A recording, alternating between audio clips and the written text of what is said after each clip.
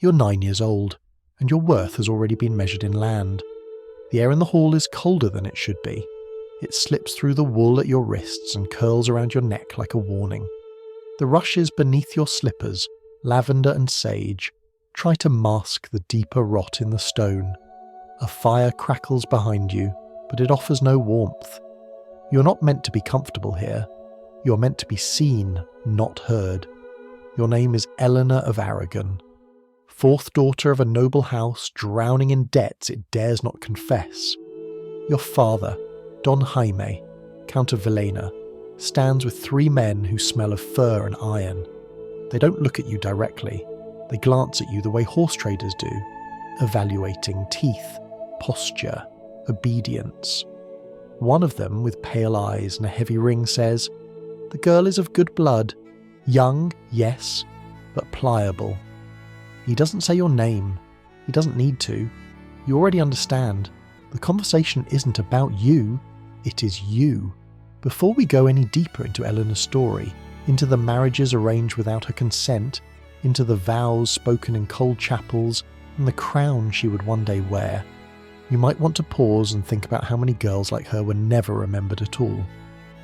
If you find yourself drawn to stories like this, where power is taken back one breath at a time, consider hitting that like button and subscribing for more content like it, and tell me in the comments where you're listening from. I find it incredible that from so many different places in the world, we're connecting over these silenced voices in history. What you're hearing may not appear in every textbook, but the patterns behind it are painfully real. Girls were sold, girls were silenced, and once in a rare while, one of them found her way back into power. You know, without being told, that you are the girl. You've heard your brothers whisper that the land in Valencia is sinking, that your sister's dowry ruined them, that your father lost too much at court. You've heard your nursemaid praying for a good match. You've heard your mother crying behind closed doors. You are the solution. Your hands ache from being clenched too long. You've been told to stand still. Do not speak. Do not embarrass the family. Your gown is stiff with silver thread that will be melted down after the ceremony. The hem is too long. You'll grow into it, they say, if you stay long enough. The men speak easily. She'll go to Count Ferran's house by Lent. 9 is old enough to begin her training. They'll want proof of her chastity. They talk about you like your cloth, folded, transported, claimed. You glance at your mother. She stands in shadow. Her mouth is tight. She has not spoken all day. She won't again. Not until you're gone. A seal is pressed into wax. A scroll is handed off. It is done, your father says. It is done, and you understand. Your silence was never grace. It was absence. You were not part of the room. You were part of the bargain. You curtsy. You walk to the door with your head low. No one follows. You're 9 years old. You've been sold, and no one told you what the price was. She was born in spring beneath a ceiling carved with stars. The servants called it luck. Her mother said nothing. They named her Eleanor after a saint who died in silence. A priest poured water over her head and whispered Latin into ears too new to understand. The chronicles would record her birth as fortunate, noble blood, healthy lungs, pale skin, all signs of divine favour. But behind closed doors the whisper never changed. Another girl. From her first breath she wasn't a blessing. She was a transaction in waiting. There were sons for titles. Daughters were for trade. Quiet ones, obedient ones, dressed in silk and sent away in carts. The midwife who first held her muttered under her breath, "This one will be bought early. She's pretty and poor, pretty and poor." That was the danger of being born noble without power. Her branch of the Aragonese line had once been near the throne, but power drifts. Her father, Don Jaime, held land in name and debts and truth. His fields cracked in the sun. His vineyards bore more promises than grapes. He still rode like a courtier and spoke like a prince. But leverage costs, and daughters pay. Eleanor was not raised to play. She was raised to be chosen. At 4, she was taught how to kneel without trembling, how to lower her gaze just enough. Too low was dull, too high was dangerous.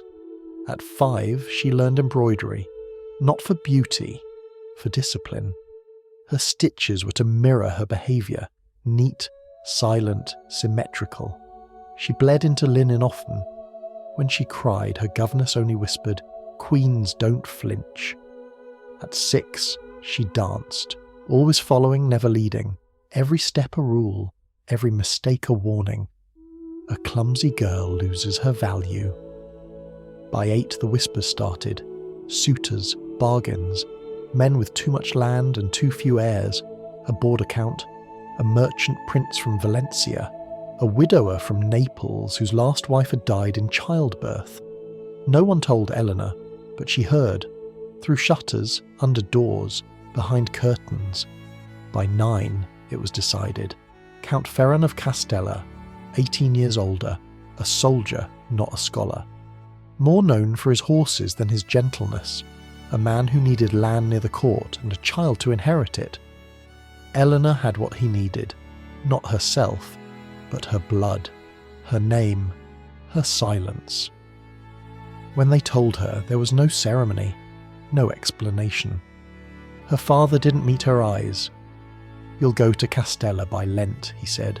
"There's nothing to fear if you behave." Her mother said nothing. No one offered farewell. She was packed like a gift. Clean linens, a carved comb, a locked box she wasn't allowed to open. She was born a daughter. That was her first mistake. Now branded with a name she didn't choose, she left not as a bride, but as a dowry. Carried off by the silence they'd spent years teaching her to perfect. The journey took 3 days. No map, no explanation. Just a seat in a creaking carriage beside a maid who didn't speak your language. She clutched a pouch of dried rosemary to ward off illness. The scent mixed with leather and iron and never left the walls. You counted the turns, memorized tree lines, whispered saints' names so you wouldn't forget your own. The gates of Castella rose out of fog like a threat. No banners, no welcome, just stone and a guard who muttered, "The girls arrived." You weren't announced, you were delivered. Inside, the fortress smelled of boiled turnips and lime-washed stone. Stairwells twisted like ribs, doors were locked. A servant took your cloak without a word. Another examined your shoes and whispered. A pale steward listed rules while you dripped onto the flagstones. Breakfast at first light, no speaking at meals. Letters must carry the Count's seal. Daily devotions, lessons with Madame Euphemie. You weren't asked if you understood. You were expected to obey. Your chambers were high and cold. The fireplace didn't work. The mattress sagged. No dolls, no books, no voice calling you by name. You were no longer a child here. Madame Euphemie arrived at dawn. Her breath smelled of vinegar. Her hands were red from lye. "Write your name," she said in Latin, neatly. You obeyed. She didn't smile.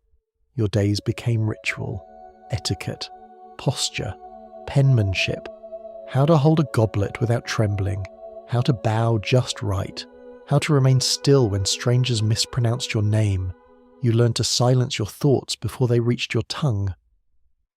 In the evenings, the Count dined alone. You sat at a side table behind a lace curtain. You listened to his voice. You were never invited to speak. Once you laughed at a jester's story. "Her Highness does not speak at meals," the steward snapped. You weren't Her Highness, but you were already a rule. So you spoke only in your head. You asked questions to no one. What does it mean to be married to a man who hasn't looked at you? Why is obedience praised more than understanding? What happens to girls who forget how to speak? When no one answered, you wrote your questions on scraps of parchment and burned them in the hearth. The household whispered. Servants fell silent when you passed. Tutors bowed without looking. Women eyed you like an unfinished portrait. Valuable, but mute. Only one woman in the chapel acknowledged you. She lit candles for girls who had lived here and vanished. She never spoke, but once she slid a piece of almond bread across the bench. It was the only kindness you were offered that winter. Still, you adapted. Silence became your veil, your armour, your language. By your 12th birthday, they no longer reminded you not to speak. You'd become what they wanted, a still figure in embroidered sleeves, bowing in the right light, smiling at nothing, thinking nothing they could see. You forgot how it felt to speak a word that mattered, but you never forgot the silence that did, because in Castella, silence didn't echo, it watched. The wedding came without warning. They told you on a Tuesday. It would happen Sunday. No feast, no music, no celebration.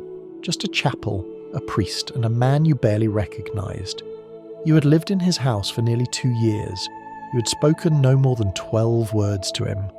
Once you passed him in a corridor, he nodded. That was the most you ever shared. You were 11. The gown was stiff with pearls, its embroidery heavy across your collarbone like shackles. The sleeves trailed behind you, sewn for a woman, not a child. No one altered them. You were meant to grow into the role, not the dress. Rose oil masked the scent of fear on your skin. The governess told you not to cry. It ruins the paint. The chapel was cold, small. The saints stared from stained glass windows with unreadable eyes. The pews stood half empty. Only the steward, a bishop, and 2 noblemen watched. Your mother was not there. You were not allowed to ask why. Count Ferran arrived late. His boots echoed. He did not look at you. He looked at the priest, nodded once, and took his place. You stared at the back of his cloak, sable-lined, and counted the stitches to stay still. The priest began the vows in Latin. You repeated them. Your voice cracked once, on accipio. Ego Eleonora accipio te Ferrane. I, Eleanor, take you, Ferran, as my husband. No one reacted. The priest didn't look at you. Ferran recited his vows with precision. He touched your hand only once, when sliding on a thick gold ring too large for your finger. By this bond, the priest said, you are united in flesh and duty. You nodded. You didn't understand. You were 11 and married. That night maids lit candles in your chamber. They combed your hair. One whispered a blessing in a dialect you didn't know. Another tied a red ribbon around your waist. When you asked why they were preparing you, the oldest said only, the law must be satisfied. You wanted to ask what law, but your throat locked shut. The bed was draped in red. The linen smelled of cloves. You were told to lie still and look at the saints carved above the headboard. When Ferran entered, he said nothing. He dismissed the maids, pulled the curtains, and blew out the light. What happened next didn't leave bruises. It left silence. You didn't cry. Not that night. Not the next morning. When the bishop returned to sign the final documents, he smiled politely and asked, "Did the marriage proceed as expected?" You nodded. "Good," he said. "Then the union is valid." You were 11, and your childhood had ended, but your silence had only just begun. They told you your duty was complete. You were now a wife, in the eyes of heaven and law. They gave you keys, a new title, Lady of Castella. But the girl you were could no longer breathe in the skin you lived in, and the woman they named you had not yet been born. So you became a third thing. Not child, not wife, something in between. You walked the halls like a shadow. You smiled at servants who didn't smile back. You knelt at prayer beside a man who never once said your name. You bled a month later. The nursemaid congratulated you. "The line is secure," she whispered. No one asked if you were frightened. You were, but fear is louder than silence, and you had already learned which one keeps you alive. It happened quietly. No battle, no betrayal, just a cough, a fever, and servants whispering behind your door. Count Ferran died on a damp November morning before the sun rose. You were not called to his bedside, you were simply told. A steward stepped into your solar as you stitched pale flowers into altar cloth. His boots left mud on the rushes. "My lady," he said flatly, "the Count has passed." You didn't speak. You placed the needle down and folded your hands. The physician believes it was lung fever, he added. It took him swiftly. Swiftly. You knew the sound of lies. That winter, the household moved like a beast with its head cut off, still twitching, already rotting. Men came and went with wax-stamped scrolls. Ferren's brothers argued over land in the lower hall. Priests chanted over his body, then vanished. No one asked what you wanted. You were 11 and a widow. They gave you a mourning veil, black silk so sheer it blurred your eyes but not your vision. You wore it for 40 days, not for grief, for respectability. Your body had not been yours in life. It would not become yours in mourning. Even dead, Ferren's name clung to you like ash. She's too young to remain unwed, a cousin said. The dowry must revert, said another. She holds lands, muttered a third, and has no protector. You listened from behind a curtain. You always listened. But for the first time, you heard fear. You were no longer the silent child they'd shipped away. You were something worse, a widow with a legal claim and no man to drain it through. A girl with assets. They had no idea what to do with that. But you were still in their house, and until they found another buyer, you remained a guest in your own life. The days after his death were strangely still. Rooms once locked were left open. The chapel stayed cold, but candles burned longer. No one corrected your posture. No one told you to smile. No one noticed when you began eating alone. You read the household accounts by firelight, sounding out numbers, tracing symbols once feared. You found records of missing grain, unpaid debts, a shipment lost near Tarragona. You memorized every name beside every coin. You had always watched. Now you understood. Madame Euphemie no longer came. The maids bowed deeper. One of the scribes, an older man named Cosimo, began leaving you letters to review. He never said why. But he addressed you as My Lady Eleanor, not the Countess. You kept stitching altar cloths, but now your fingers moved with purpose. Lilies for death, ivy for memory, rosemary for truth, and in the corners, tiny flames, red thread, hidden where no priest would see. You had lost your voice, but not your memory, not your anger, and not your name. When word came that the crown would review your wardship, the household froze. You were inconvenient now, too valuable to ignore, too young to rule, too quiet to trust. They whispered that you must marry again, quickly. Before someone else noticed how often your name appeared beside acres and titles, they underestimated you, again. Because you had spent 2 years learning how they operated, how they lied, how they smiled while cutting the roots. They thought widowhood had erased you, but it had sharpened you. You were 12, and now you were watching them, and for the first time, they could feel it. She no longer blinked when men raised their voices. By spring, Eleanor had learned which coughs meant treason, which silences meant fear, which footsteps in the corridor belonged to a man lying. She was 12. But no one treated her like a child, not out of respect, out of uncertainty. They didn't know what to do with her, so they tried to forget she was there. But she had stopped being forgettable. She moved quietly, watched constantly, and men who once ignored her began glancing over their shoulders. After Vespers, she walked the galleries in soft slippers. If she paused beside a pillar, servants lowered their voices. If she entered a chamber too quickly, ledgers closed mid-sentence. No one told her to leave. They simply fell silent, because she remembered everything. The priest who lingered too long over the funeral coin, the cousin whose letters arrived unopened, the noblewoman who flinched when the bishop spoke of inheritances. Eleanor said nothing, but her presence made them nervous. It was Cosimo, the old scribe, who first gave her paper. She hadn't asked aloud, just placed an inkless quill by his candle. The next morning, parchment appeared under her door, blank, waiting. She began with copies, inventories, household ledgers. Then came sums, conversions, tax tables. Within weeks she was calculating rents, sketching inheritance lines, correcting scribes' errors in the margins. On one charter she wrote, "If Lord Ugo dies childless, the river mills revert to the crown." Cosimo circled it in red. From then on he bowed deeper, and the house began to change, quietly, strategically. A new steward arrived, a cook was dismissed, a midwife vanished without explanation. Eleanor had said nothing, but she had been present. That was enough. The silent girl had become the one they couldn't ignore. Then came the letters, none signed, some in Latin, others in shaky Catalan.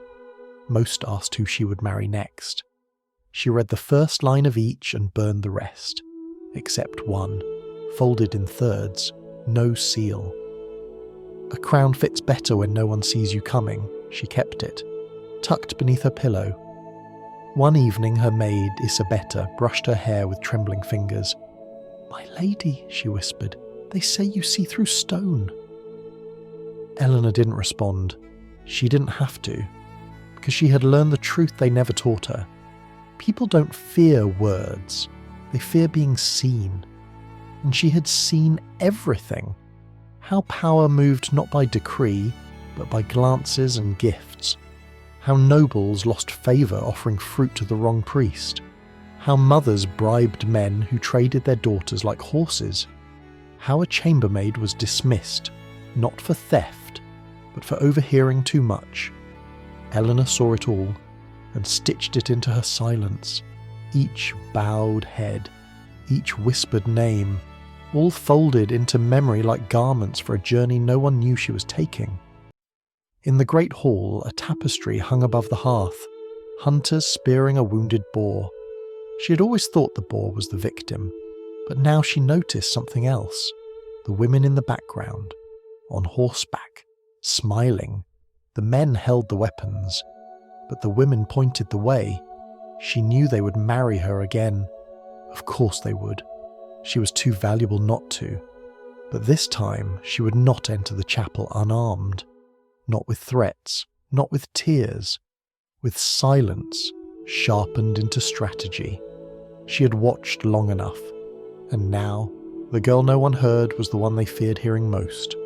They summoned her in late autumn. The letter came sealed with the crimson wax of the royal chancery. Folded once, it didn't ask if she consented. It declared what was already decided. Eleanor of Aragon, widow of Castella, was to be wed again before the first frost. The signature at the bottom wasn't her father's, not the steward's, not even the king's. It was her own, penned by a clerk, filed by the court, and legally binding. This time, they had chosen Don Mateo de Alarcón, a younger son of a rising house, wealthy enough to be useful, low enough to stay in check, not yet noble enough to rule, not yet dangerous enough to threaten.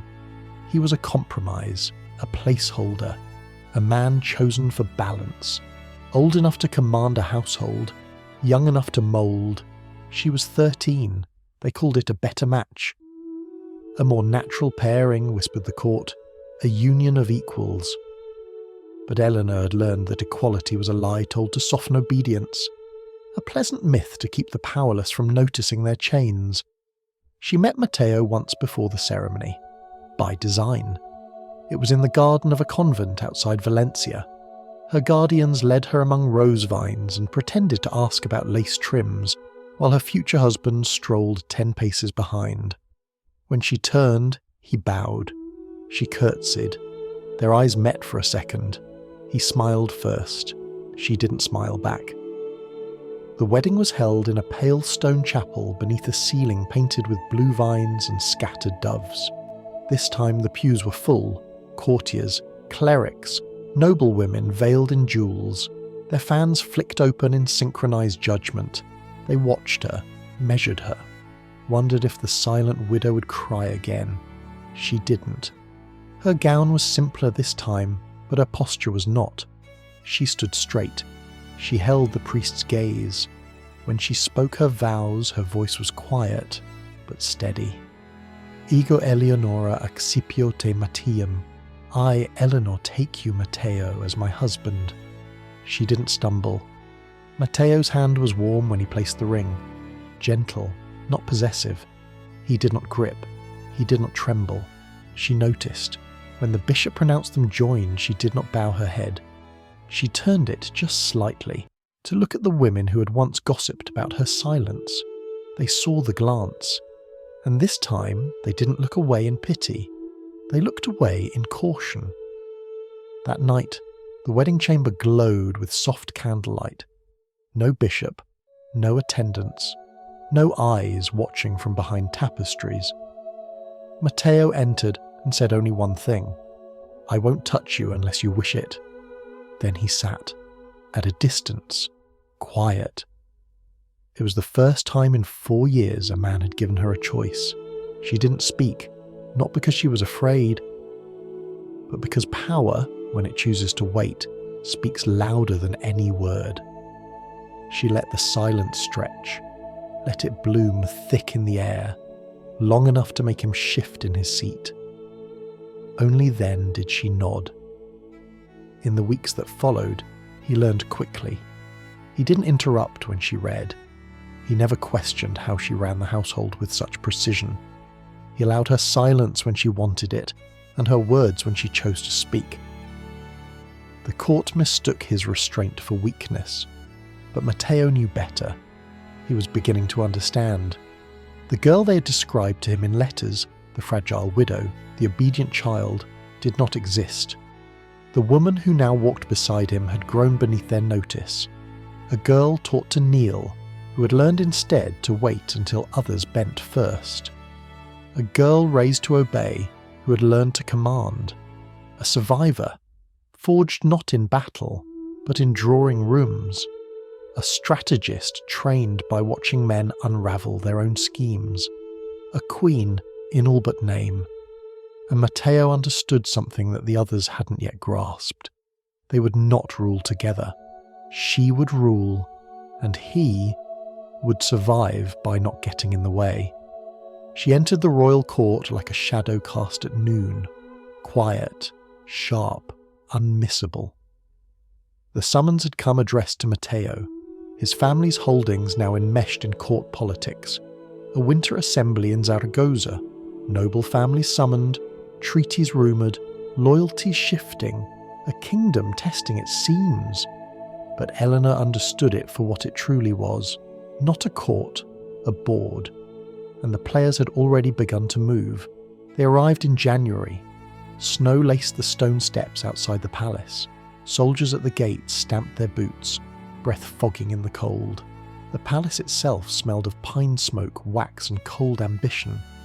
A herald announced Matteo's name, not hers, but when she stepped across the threshold, heads turned anyway. She was 17 now, draped in crimson velvet, her waist bound like a breastplate. No jewels, no fan, no veil. Her silence made the louder statement. Queen Violent noticed. Wife to the aging King Juan, she sat across the hall like a blade sheathed in silk. Her eyes were clever, her posture still, her reputation sharp. This was the woman who had held 3 crowns together by force of will, who'd buried enemies with a nod. And when she looked at Eleanor, it wasn't curiosity, it was calculation. Eleanor bowed, slower than expected, lower than required, 2 seconds longer than custom. Queen Violent inclined her head a fraction. That was enough. What followed was a season of conversation without words, dinners full of glances, walks paced with unspoken challenges. The Queen smiled rarely, spoke less. But when she did, people leaned in, and Eleanor did too. She didn't interrupt. She didn't flatter. She asked questions no one else dared. Why has Valencia's grain not arrived? Who amended the treaty with Navarre after it was sealed? Why does Castile's salt pass through Aragonese ports without levy? She wasn't seeking answers, she was marking the silence. Once she entered the Queen's garden without invitation, walked beneath barren hedges and stood before winter roses. perfectly trimmed, suspiciously so. The Queen appeared, as if summoned by intent, flanked by 2 silent ladies. "You manage your husband's estate," Violet said, her voice like frost on stone, "as if it were your own." Eleanor met her gaze steady. "I've yet to meet a man who could manage mine better." A pause. Then to everyone's surprise, laughter, not mocking, controlled, amused, approving. That evening, Eleanor's place at dinner shifted, closer to the Queen. That's how it began. Not with title, but position. She didn't speak often, but her movements were deliberate. She crossed the room like a rook moves across a board, direct, clean, without apology. A note slipped into a steward's ledger, a glance shared with a dowager across the table, a pause before responding to a noble too quick with his praise. One countess sought her advice on an inheritance dispute. A royal notary asked for her translation of a Catalan scroll. A widow from Naples whispered of a plot to poison the court's wine, and passed her a folded map. Eleanor never confirmed, never denied, but she never forgot. And Queen Violent watched it all. There was no public endorsement. But her chamberlain began to bow deeper. Her steward began delivering court records to Eleanor's solar for review. And when a debate over succession erupted like embers under velvet, it was Eleanor who suggested, quietly, which cousin to send as a peace offering to Castile. The king never knew whose idea it was, but the Queen did. This was no longer a court of alliances, it was a chessboard, and the Queens were not ornamental, they were tactical. At night, Eleanor stood at her window watching the lights of Zaragoza ripple like stars caught in cold mist. She thought of the altar cloth she used to stitch, of the voices she was never allowed to raise, of the man who never asked if she wanted to be a bride, and she said nothing aloud, but inside the words rang clear. "I am not theirs anymore, they are mine." She no longer played their game, she was building her own. There were no trumpets, no cascade of banners, no golden coronet pressed to her brow beneath painted ceilings, no flower-strewn aisle, no public oath, no crowds chanting her name. When Eleanor of Aragon became queen, the only sound was parchment sliding across oak, a letter from the Chancellor, sealed in black wax. Queen Violent was dead, and with her passed the last thread holding the court together. The king was half blind now, half sane, whole kingdoms slipping from his grasp. His sons paced like wolves outside the chamber doors. Nobles whispered behind embroidered sleeves. Matteo, Eleanor's husband, stood close enough to be useful, but never close enough to be feared. "The Queen is gone," he said that night, "and no one knows what comes next." Eleanor did. She had known for months. She had watched the candlelight dwindle outside Violent's chambers, counted the number of nurses sent in, and which ones never returned. She had memorised the handwriting of the scribes who rewrote land titles in secret, before the ink had even dried. She hadn't mourned Violent. She had studied her, because queenship was never about inheritance or ceremony. It was about timing and leverage. Eleanor had both. She held records no one else could interpret. She knew the debts of 3 governors, the real price of grain during the siege, the Duchess whose loans she had quietly forgiven in exchange for loyalty. So when the king's steward presented a poorly forged succession decree missing its seal, she simply said, "Such errors can destabilise nations." The steward never came back. Weeks passed. The court shifted. Whispers became rumours. Rumours became respect. The young countess knows more than the council. She sits in the Queen's solar now. She doesn't speak often, but when she does, and still no one dared name it. But they began to bow. When the royal assembly was summoned that spring, it was Eleanor, not Matteo, who stood beside the throne. She listened to grievances, corrected a magistrate's Latin, silenced an argument with a single line. Those who rule with pride often rule only once. She wore no crown, she didn't need one. The weight of her voice had already done the work. Even Matteo understood now. He had married into the margins and woken beside the centre. The quiet girl he once saw as a manageable match now ruled the space around him with invisible threads he couldn't untangle. He never challenged her, because he knew she would not yield, and because part of him feared how easily she could unmake him without ever raising her voice. In the years that followed, Eleanor reigned, without coronation, without title, without ceremony, but not without power. She appointed governors, levied taxes, redrafted inheritance protections for noble widows. She funneled gold into convent schools for orphaned girls. She funded a library in Zaragoza that held translated Roman legal texts and a growing archive of her own letters, unsigned but unmistakably hers. She moved without noise, but nothing moved unless she allowed it. When King Juan died, it was Eleanor who orchestrated the transition.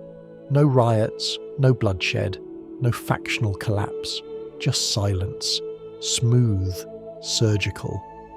They debated her title afterward. Queen Regent, Dowager with royal powers, Consort with full executive capacity. No one could agree, because Eleanor had become something they had no name for. Not crowned, not inherited, but undeniable. She had ruled with steel, not the kind forged in fire, but the kind honed by watching, listening, and stepping into the cracks that men left unattended. She remained at court another 20 years. She buried 2 more monarchs. She outlived Matteo. She mentored a girl with quick hands and sharp eyes, the kind of girl she used to be. Taught her how to stay quiet until quiet became terrifying. How to walk into a room like she already owned the ceiling.